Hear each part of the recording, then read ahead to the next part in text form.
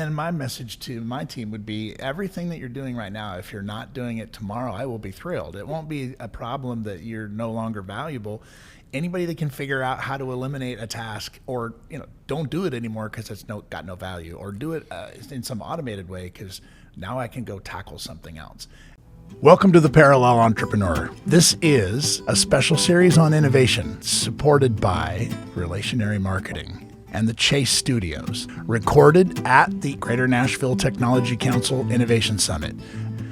I'm joined today by guest host Johnny Anderson. He's the entrepreneur in residence at the Nashville Entrepreneur Center.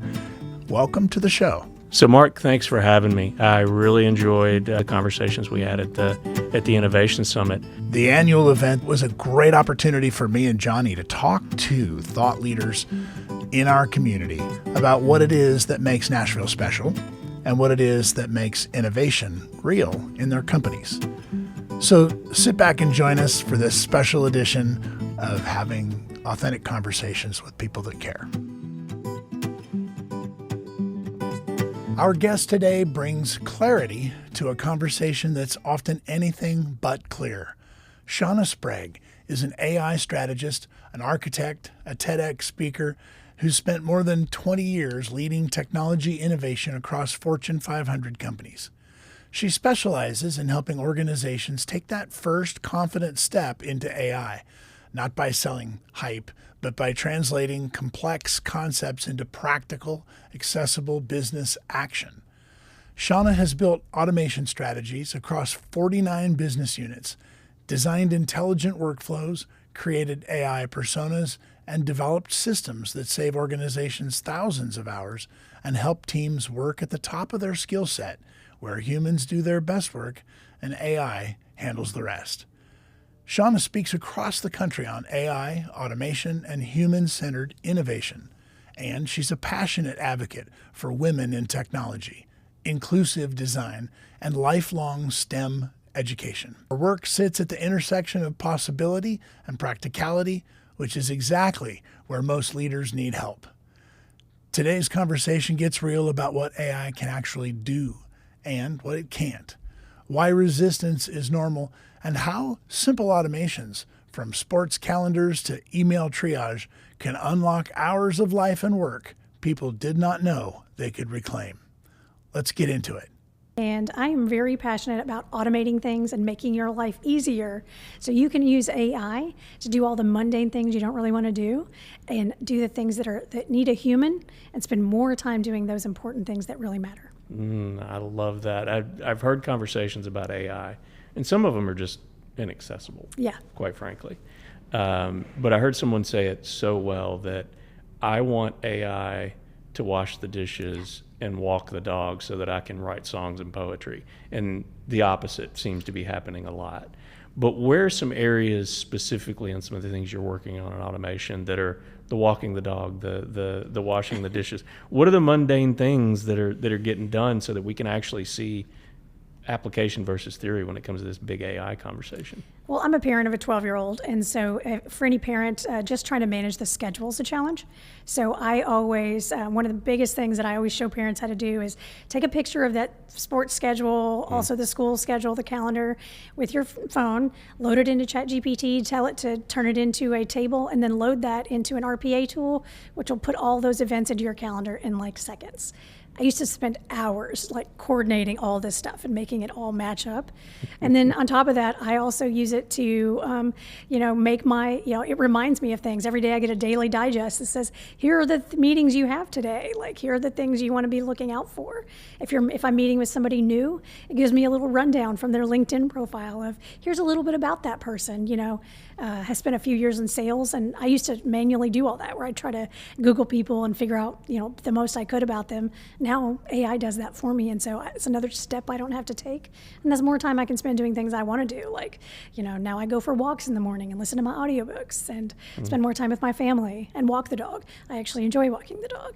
So But I have not figured out a way for it to do my laundry. And I would really like do that. Do the dishes or clean my house, other than the Roomba, like that I can, program there. But, we're getting there. I don't know that we're anywhere near Judy Jetson style, where she's going to run around and do all that kind of stuff. But baby steps, I love the idea that you can just take a picture of something and load it into an interpreter that would then put it in your calendar. I have an EA for that. And at the same time, I keep working with my team to, you don't have to do that anymore. Let's do something fun. Let's do something more. Actually, it's not that I outsource that as much as I want them to outsource that as well in their own life, in my life, elsewhere in the organization, right? Wow. And yet sometimes there's this resistance to doing that. Totally. Yeah, there's always, resistance. Those are my favorite people to work with, actually, because once you automate something for them, they're your champion. Like they are, once you get them on board and people are like, you got Karen on board? Yeah. I'm like, yeah, I did. She's all about it. Then they want more and more. And so I like the robotic process automation tools, particularly for small businesses, startups. It's a very low entry point. It's about $20 a month. So they can come in and they can, I can show them how to build. And so as I'm building up teams to do those things, that's what I'm starting them out with. And then as they graduate into needing a full-blown agent, we can build those in LangChain and LangGraph, and I can show them how to do that as well. And then my message to my team would be, everything that you're doing right now, if you're not doing it tomorrow, I will be thrilled. It won't be a problem that you're no longer valuable. Anybody that can figure out how to eliminate a task, or don't do it anymore because it's got no value, or do it in some automated way because now I can go tackle something else. And it's really just like eliminate, and keep elevating. How does that? How are people reacting to that in real, every day? When you go into a consulting role, most people, the instant reaction is, I guess they put their guard up, but when you're teaching them something, I think that they're a little more receptive. But I like to think I always tell people, I'm like, look, we're trying to get everybody to work at the top of their skill set. Nobody's getting, you're not making any money when you're doing data entry. Nobody is. Salespeople specifically, that's why they don't like to take notes. I never liked to do it when I was in sales either. You make money when you're talking to people. So I want to eliminate everything I can so you can talk to people as much as possible and focus on other things. And so, being that human connection, and that's what we really want, is to get everybody working at the top of their skill level, and then learning new skills and upskilling. So I think that there's a big shift right now where I have a lot of people reaching out, wanting me to come and see if I can help upskill, do a day or two or a week class, and show them how to do better, in where they're at. We're not looking to eliminate jobs. We were looking for that augmentation of all those things on your list that you just never got to. Let's see if we can shrink that list down. I've heard a lot of conversations that folks around what is AI, and it's like, well, AI is changing every single day. That ship has not come to dock yet. So one of the more empowering questions that I've heard asked related to AI is, where do I start? So if someone were to ask you, what's the first step to get me down the path of AI, what would you suggest as a first step? I would say if they're first step, they don't have any technology or programming experience, I would say Zapier. It's a great tool. It's very user friendly. It automatically, you don't have to know how to connect to an API. You just connect to your Google, click the Google button. So it's very plug and play, click and get it all together. And that's an RPA tool, robotic process automation, that will allow you to connect to your Gmail account and have it answer your emails for you, which I have it doing. And it even categorizes my emails. So it says, is somebody a salesperson? If an email comes from a VIP, like my daughter, I automatically get a Slack message saying, hey, she just sent you an email. Or, versus, no offense to salespeople, but if I get a sales email, I don't necessarily need the Slack message. She pointed to me twice when she said that. But with a nod of wonder and awe. Yes, and respect. No, and also, I'll ignore your emails. Yes, it's a love-hate relationship with sales. I get it. Of course. I find that when I do have more free time, I am able to create more for other people to do. And really the only gating factor for my creativity is that my organization's not big enough, or I don't have enough resources. Here we've solved the resource issue for $20 a month. Yeah. And literally you could spend $500 a month and have a suite of the most powerful software tools in the world. So resources aren't the issue anymore. And creativity now probably is. It's like, oh, I have to unlearn the things that I thought were valuable. I've automated that. Now what?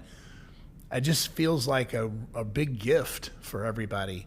I think so. I mean, I think it's a, wonderful opportunity. I tell people all the time, especially like if you're looking to upskill or, move into another role in your organization, maybe you want to move into that technology role, here's your opportunity. Trust me, you're going to be the hero in your organization if you come in and you're like, I used N8N and I, built an agent for you and now it's going to do these things and all these reports are going to go automatically. I guarantee you're going to get some attention there. Nobody's going to lay that person off. And I like to make myself very valuable.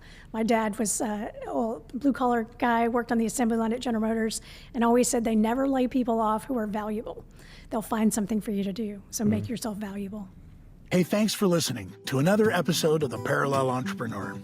And thank you to our sponsors, partners, and the special team behind the scenes that make it all possible.